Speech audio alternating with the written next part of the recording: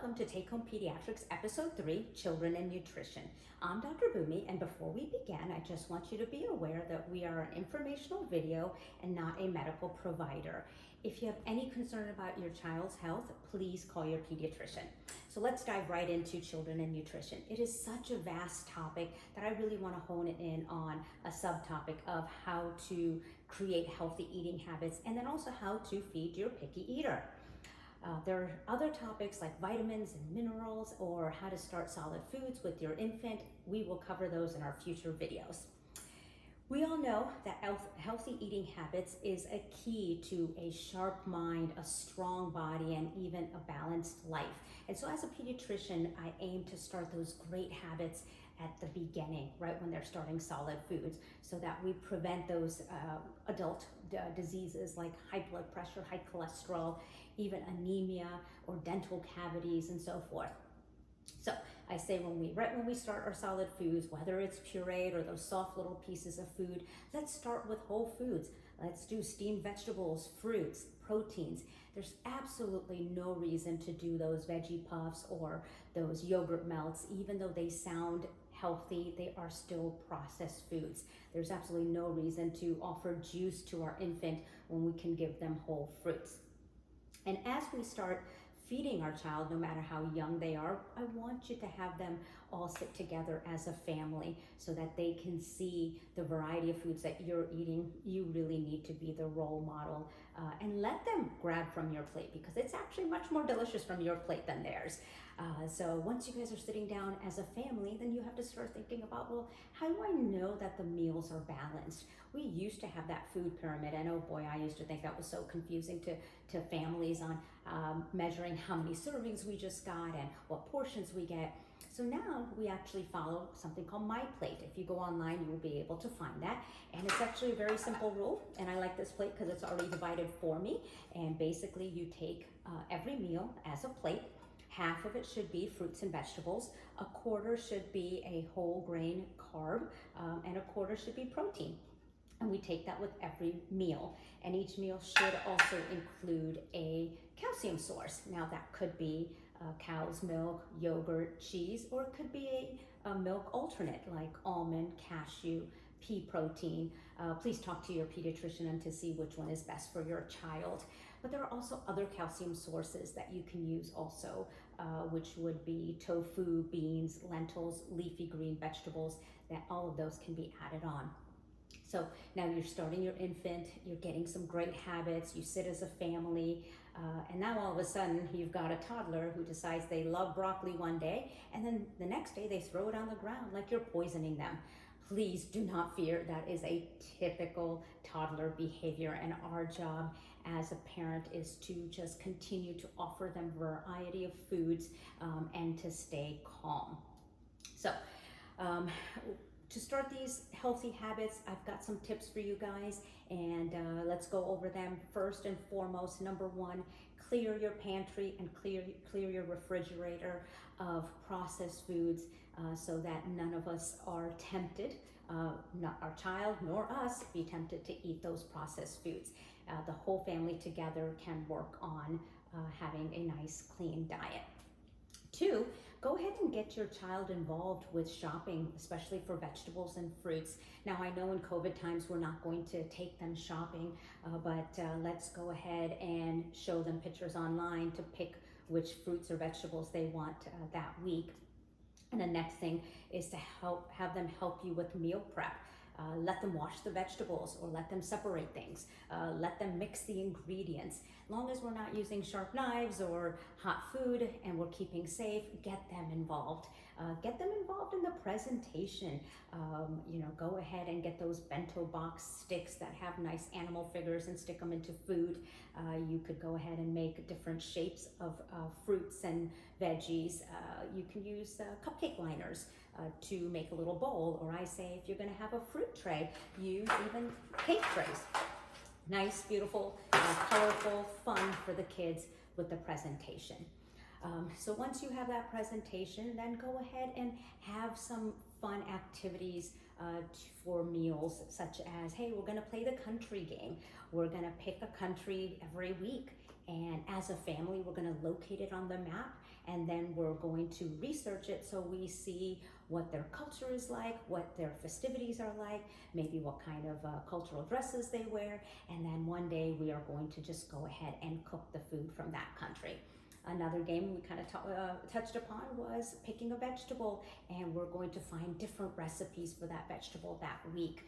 You have to remember a child may like a vegetable in one form but not another, so we want to keep trying. So once we've done that, then I want you to also think about limiting the snacks that the kids are going to have. We tend to fill up on Cheez-Its and Goldfish, and then what ends up happening is they don't eat their meal. So what I like you to do is to say, hey, listen, you know what? We are going to have our 3 meals and even our 2 snacks, but those snacks are going to be at designated times. Another great tip is to have fruits and veggies cut up and put on a tray, kind of just like this. And we like to use this Lazy Susan because it's fun to just spin around and say, oh, I'm just going to pick this fruit or vegetable. Lay it out on your counter during your designated snack times, and you will not believe how many times your kids or even some of us adults will walk by and take a piece from there. Have some veggies cut up and put into clear containers and put them in the refrigerator.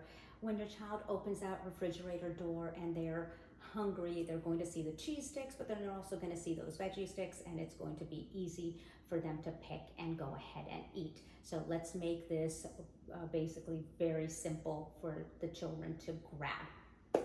So another thing is try to limit their milk intake. There are so many children that will drink milk all throughout the day. I know if I were to drink 6 to 8 ounces of milk, I would be full and I could go a couple of hours without eating. And so let's try to make sure we limit that. Try to limit your fast food. 30 to 50% of children have fast food or kid food at a restaurant frequently. And those foods are just high in calorie, low in nutrition. So if you are going to go to a restaurant or even to a fast food, go ahead and have them pick out of a regular menu where they're picking salad or vegetables or a grilled meat, and just to try to keep it healthier. So now we have a couple of tricks on how to get the kids interested in the different fruits and vegetables and a variety of food.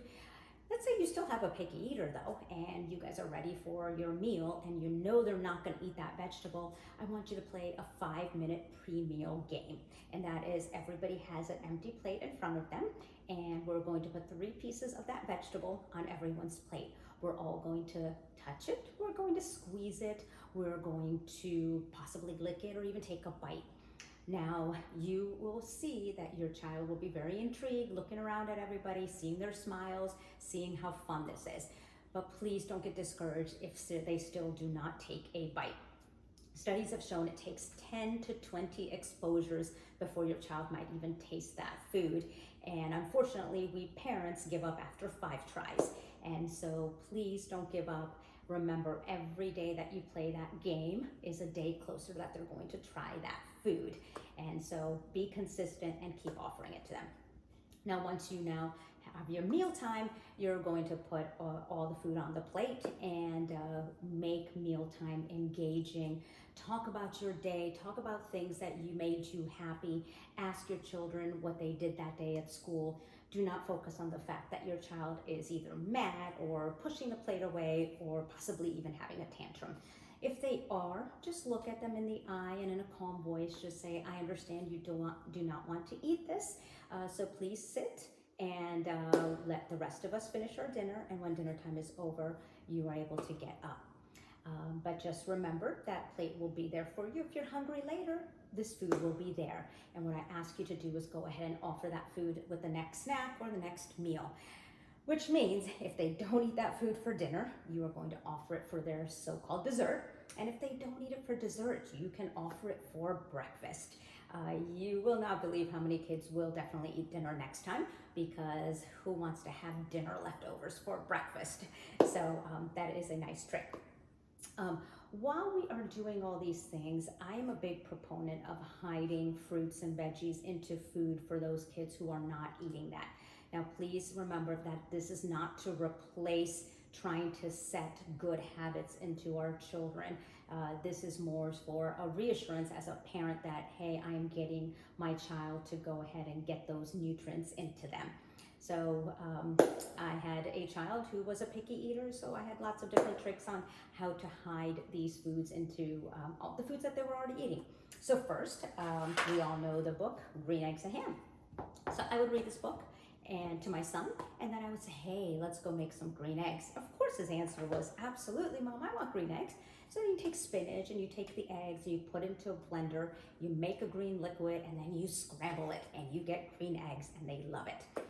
Sometimes we just want regular eggs, and what you can do is you can peel squash and zucchini, steam it, and again, blend it in with the eggs, and you've got your regular yellow eggs, but it has vegetables in it and nobody knows. I love to use that zucchini and squash, and I would put it into pancake batter, waffle batter on the weekend, so my kids wouldn't even know that they got it. So any vegetable and matching the color of it, you can put into baked goods. What I would do is take different variety of vegetables, blend them up, put them into containers, and put it in the refrigerator. So all throughout the week, whenever we had any kind of food, I would hide it in there.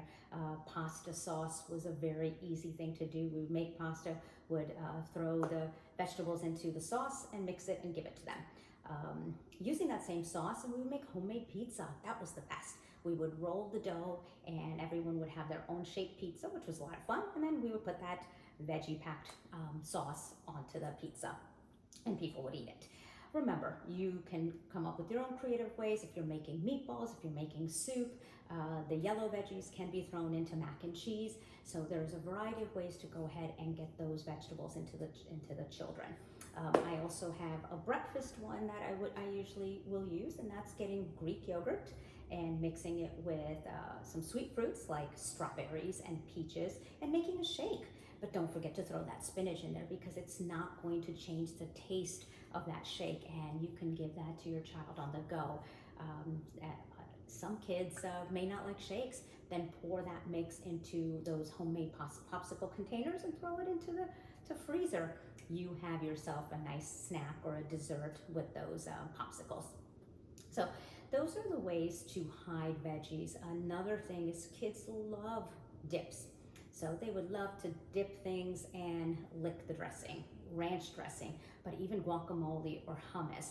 And so take carrot sticks or take cucumbers and let them go ahead and have the dip. Now, majority of the time, they're just gonna lick it and not gonna eat the vegetable. But remember that 10 to 20 times of exposure, eventually they will take a bite and they will go ahead and eat it. So take all these tips. I want you to remember the biggest don'ts in all of this. 1, don't make mealtime a battle. 2, don't use food as a reward. 3, don't let them fill up with snacks and milk before mealtime. 4, don't focus on the negatives while you're at mealtime. Again, don't offer a second meal or a third meal trying to convince them to eat. So the take-home message is that we can create healthy eating habits. We just need to stay creative, consistent, and calm.